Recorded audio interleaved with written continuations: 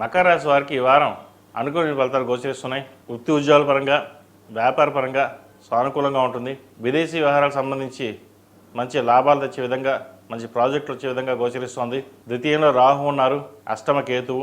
ఏదైనా మంచి జరిగినా చెడు జరిగినా సడన్ లాసు, సడన్ గెయిన్స్ అనే విధంగా ఉంటుంది. అనుకోని సంఘటనలు చోటు చేసుకునే అవకాశం గోచరిస్తోంది.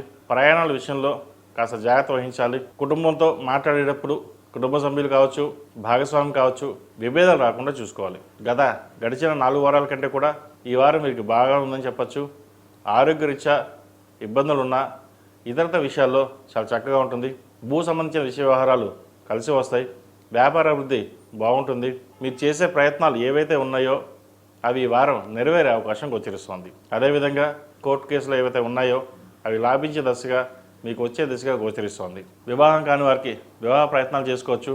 సంతాన అభివృద్ధి బాగుంటుంది. సంతానం మంచి సంబంధం కుదురుతుంది. అదేవిధంగా విద్యార్థులు విదేశాలకు వెళ్ళాలనుకునే వారికి మంచి అవకాశాలు కలిసి వస్తాయి. గడిచిన కొన్ని వారాల కంటే కూడా విద్యాపరంగా ఎటువంటి ఇబ్బందులు ఉండవు. సీట్ మారదాం అనుకుంటారు, మంచి యూనివర్సిటీలో సీట్ లభిస్తుంది. విదేశీ వ్యవహారాలకు సంబంధించిన విషయ వ్యవహారాలు చక్కగా ఉంది.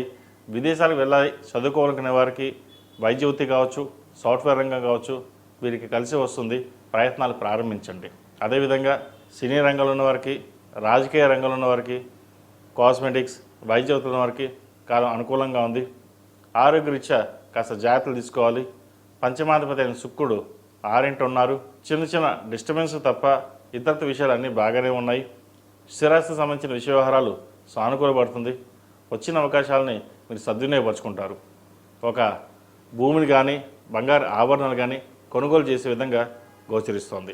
అదేవిధంగా ఈ రాశిలో జన్మించిన స్త్రీలకు వృత్తి ఉద్యోగాల పరంగా, వ్యాపార పరంగా కాలం అనుకూలంగా ఉంటుంది. కలిసి వచ్చే కాలం అని చెప్పచ్చు. మీరు చేసే ప్రయత్నాలు ఎటువంటి ఇబ్బంది లేకుండా ముందుకు సాగిపోతుంది. దైవానుగ్రహం తోడుంటుంది. అదేవిధంగా అష్టమాధిపతి అయిన రవి సప్తమంలో ఉన్నారు.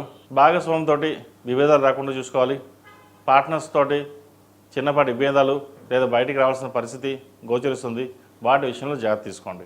మొత్తం మీద మకర రాశి వారికి గడిచిన 4 వారాల కంటే కూడా ఈ వారం నుంచి కాస్త బాగుందని చెప్పచ్చు.